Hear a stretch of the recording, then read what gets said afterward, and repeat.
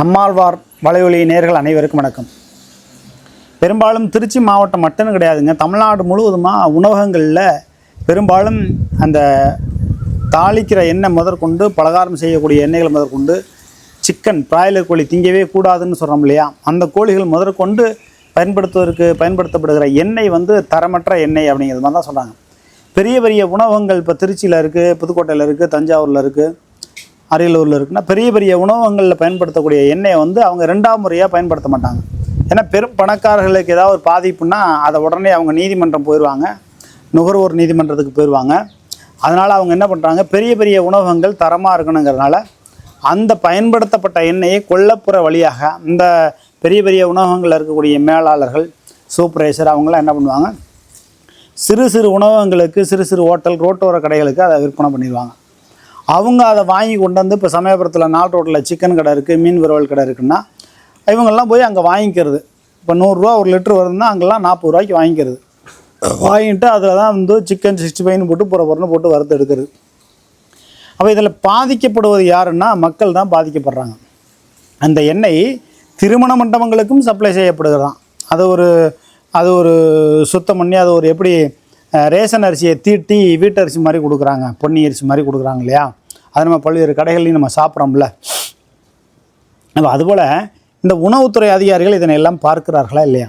ஏற்கனவே இந்த திருச்சியில் இந்த மாவட்ட ஆட்சியர் உணவுத்துறையை கட்டுப்பாட்டுக்குள்ளே கொண்டு வராமல் விட்டுட்டார்.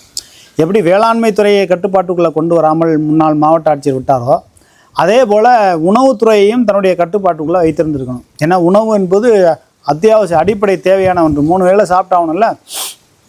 அதுவும் மாலை நேரங்களில் ரோட்டோர கடைகளில், இன்னும் சொல்லப்போனால் சமயபுரத்தில் இருக்க சில உணவகங்களில் கூட அந்த தரமற்ற எண்ணெய் பயன்படுத்தப்படுவதாக சொல்லப்படுகிறது. தரமற்ற எண்ணெயை சுத்தம் பண்ணி அதை சரி பண்ணி கொண்டு வந்துடுவாங்க.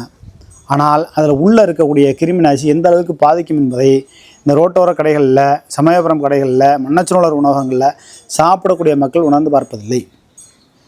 இப்போ சமயபுரம் ஆர்ச்சுக்கு பக்கத்திலே ஒரு இனிப்பகம், ஒரு பலகாரம் சொல்லக்கூடிய ஒரு கடை ஒன்று இருக்குது. அந்த இடத்துல பார்த்திங்கன்னா எண்ணெய் எப்போ பார்த்தாலும் கருப்பாகவே தான் இருக்கும்.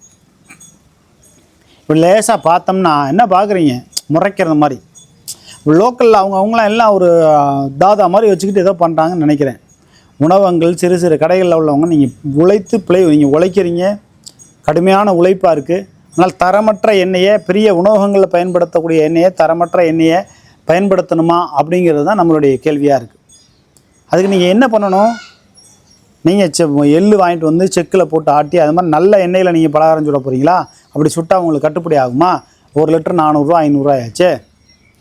அப்போ நீங்கள் ரேஷன் கடையிலையும் கள்ளத்தனமாக வாங்கிக்கிறீங்க. அதை தாண்டி இதுபோல் கருப்பு எண்ணெய்கள், அதாவது பெரிய பெரிய உணவகங்களில் பயன்படுத்தக்கூடிய எண்ணெய்களெல்லாம் இப்படி பயன்படுத்தி நீங்கள் இந்த ஏழை எளிய மக்களை வஞ்சிக்கக்கூடிய வகையில் செய்றீங்க.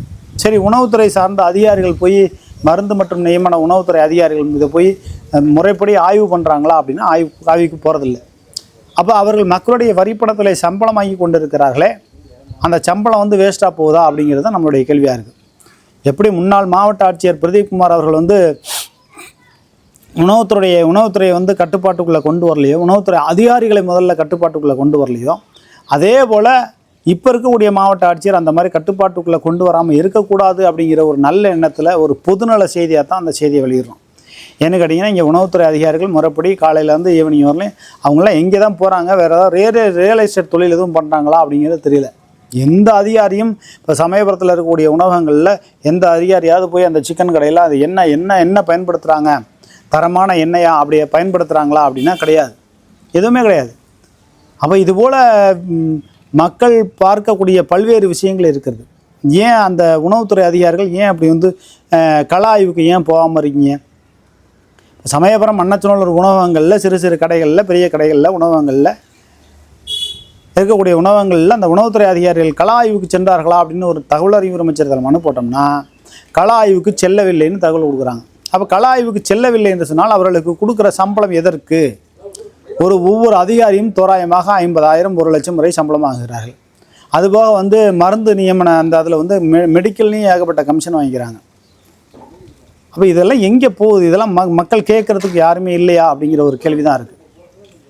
மக்கள் யார் இடத்துல முறையிடுவது? ஆட்சியாளர்கிட்ட முறையிடுவதா? கிட்டத்தட்ட 4 வருஷம் ஆச்சு திமுக ஆட்சிக்கு அப்போ இனிமேல் வந்து இதில் கரெக்டாக சரியாக நடவடிக்கை எடுத்து இந்த உணவுத்துறை அமைச்சராக இருக்கக்கூடிய சக்கரபாணி வந்து சமயபுரம் ஆர்டரில் வந்துக்கிட்டு எந்தெந்த கடையில் சிக்கனுக்கு வந்து தரமற்ற எண்ணெய் போடுறாங்கன்னு அவங்க வந்து பார்க்க போகிறாங்களா என்ன? அது கிடையாது.